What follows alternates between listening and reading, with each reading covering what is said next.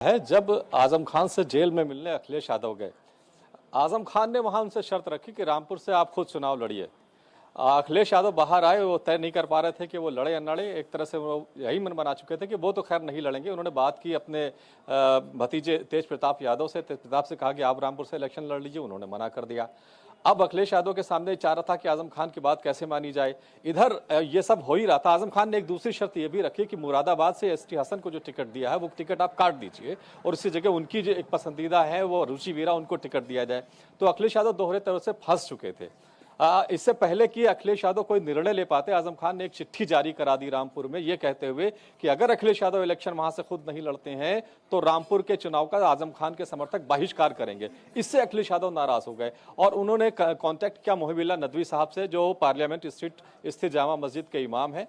उनके साथ अखिलेश ने एक तस्वीर भी शेयर करी और ये मैसेज दिया कि उनको वो चुनाव लड़ाने जा रहे हैं। वो आजम खान के विरोधी कैंप के माने जा सकते हैं। अभी खबर हमारे पास रामपुर से ये आ रही है कि समाजवादी पार्टी के जो रामपुर के जिला अध्यक्ष हैं आसिम राजा, उन्होंने अपने नाम से पर्चा लिया है और पर्चा लेते वक्त उन्होंने कहा कि वो थोड़ी देर में नामांकन फाइल कर रहे हैं। तो इसका मतलब ये हुआ कि हो सकता है कि आसिम राजा वहां से समाजवादी पार्टी के अधिकृत उम्मीदवार होंगे।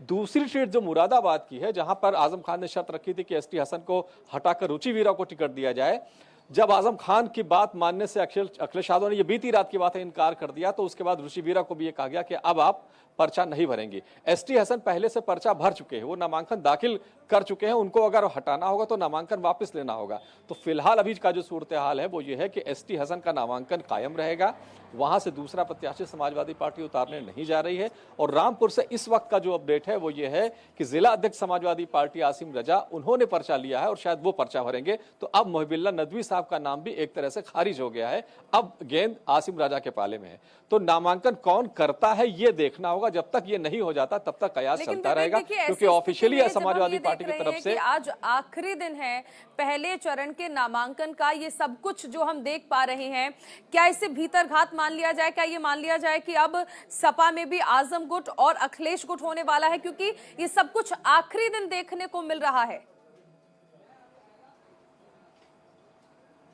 जी हाँ, ये बीते 2-3 दिनों से ये सिलसिला चल रहा है। अखिलेश यादव बहुत कंफ्यूज हैं इस वक्त। मैं आपको बताऊं कि जिन सीटों पर उन्होंने नामांकन दाखिल भी करवाए हैं 8 में से, उसमें से 4 से 5 ऐसी सीटें हैं जहां पर उन्होंने अपने ही 2 प्रत्याशियों को उतारा है। उनको ये डर है कहीं ऐसा ना हो कि एक प्रत्याशी को उतारे तो वो पर्चा अपना वापस ले ले और उसके बाद वो सीट खाली हो जाए, वहां से कोई प्रत्याशी ही ना हो।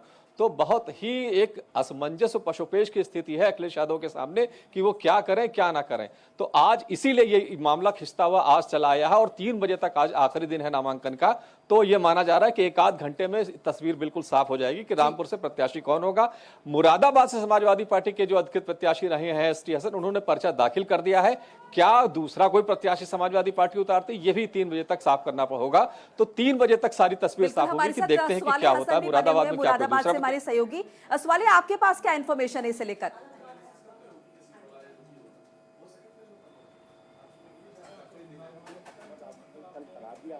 वही आज चर्चा शुरू पर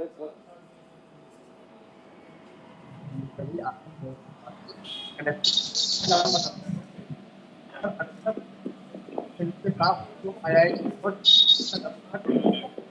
बताया जा रहा है कैसे काट दिया गया है। वाले हसन, आपकी आवाज नहीं आ पा रही है। विवेक जी हमारे साथ लगातार बने हुए हैं। विवेक जी, अगर हम इस स्थिति को देखें तो चुनाव से पहले अक्सर सपा में इस तरह की स्थिति बन जाती है और एक बार फिर से यही देखने को मिल रहा है और खासकर सीटों पर जो पेच फंस रहा है। क्या लगता है कि अगर एसटी हसन पर ही जाते हैं, क्योंकि मुरादाबाद से आपने कहा कि नामांकन वो दाखिल कर चुके हैं, रुचि वीरा को रोकना क्या आजम खान की नाराजगी को चुनौती देना है? बिल्कुल बिल्कुल। अब आजम खान से तो एक तरह से क्या अखिलेश यादव ने पंगा ले ही लिया है, क्योंकि उनकी जो पहली मांग थी कि अखिलेश यादव खुद रामपुर से इलेक्शन लड़े, वो अखिलेश यादव पूरा नहीं करने जा रहे हैं। उनको अगर इलेक्शन लड़ना होगा तो वो कन्नौज की सीट बची हुई है, वहां से वो पर्चा भरेंगे। रामपुर से अखिलेश यादव इलेक्शन नहीं लड़ रहे हैं। अखिलेश यादव के जो रिश्तेदार हैं तेज प्रताप यादव, उन्होंने भी लड़ने से मना कर दिया है। तो यादव परिवार का कोई आदमी वहां से इलेक्शन लड़ने नहीं जा रहा है। तो आजम खान की जो पहली डिमांड थी वो तो खारिज हो गई और इसका मतलब यह कि सीधा का सीधा पंगा आजम खान से उनका हो चुका है। आजम खान का एक कैंप है, उसमें बहुत सारे लोग हैं जो मुस्लिम समुदाय के हैं और पश्चिमी उत्तर प्रदेश में आजम खान के सपोर्टर माने जाते हैं।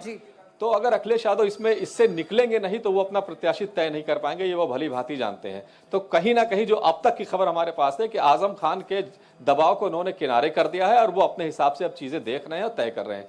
इसका मतलब यह हुआ कि एसटी हसन का नामांकन कायम रहेगा, उसको वो बदलने नहीं जा रहे हैं।